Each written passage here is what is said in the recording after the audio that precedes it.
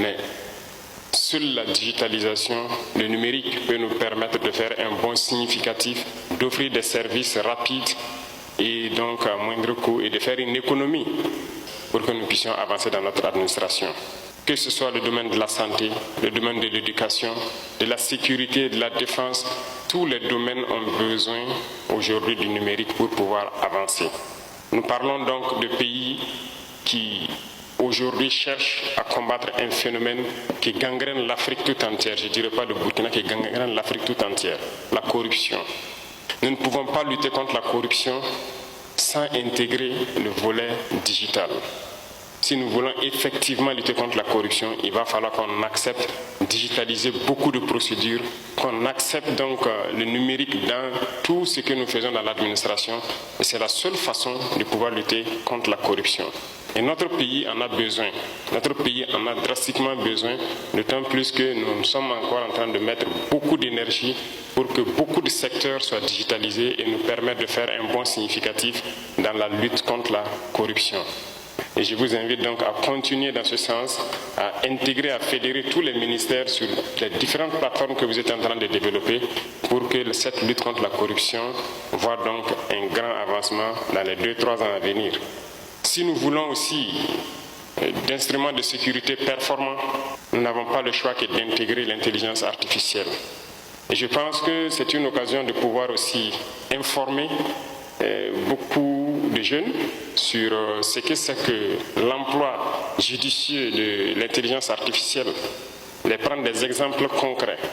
En matière de sécurité, en matière de défense, je vous prends un exemple. L'analyse de certaines données a besoin forcément d'intelligence artificielle pour aller très vite et être très concret. Donc aujourd'hui, la démographie et toutes les données récoltées donc par les capteurs, si je peux dire, de la sécurité, ont besoin d'une analyse rapide et succincte pour pouvoir donner des conclusions qui permettent aux différentes forces de pouvoir agir à temps et pouvoir anticiper sur tout ce qui peut toucher à la sécurité de notre pays. Aujourd'hui, en termes de défense, qui ne serait pas content que de sa position, qu'il puisse peut-être avoir des images et ses coordonnées d'une situation particulière, transmettre à une unité qui a déjà la situation en temps réel et qui doit intervenir sur le terrain. Ça permet de sauver des vies parce que ça vous permet de mieux préparer et d'anticiper la situation. Mais tout cela ne peut se faire que lorsque nous développons sérieusement nos infrastructures numériques. Et nous sommes sur cette lancée parce que le Burkina Faso, comme je l'ai dit, vient de très loin. Nous avons passé tout le temps à héberger nos données à l'étranger. Ça veut dire que nous ne sommes pas maîtres de nos propres données que nous produisons. Et nous ne pouvons pas parler de souveraineté si nous n'hébergeons pas nous-mêmes nos propres données que nous produisons ici et qu'on passe le temps à aller les exposer, à les mettre chez les autres. Donc la question de souveraineté intègre impérativement la question aussi du numérique.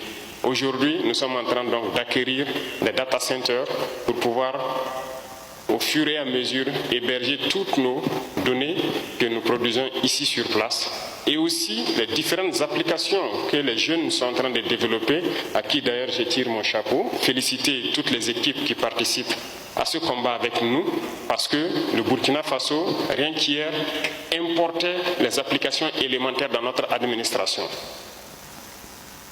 Nous ne pouvons pas parler d'indépendance et de souveraineté pour peu que nous avons besoin d'une petite application pour faciliter un service. Il faut aller le payer chez ceux-là qui sont en train de nous combattre. Nos données et toutes nos actions, tous nos mouvements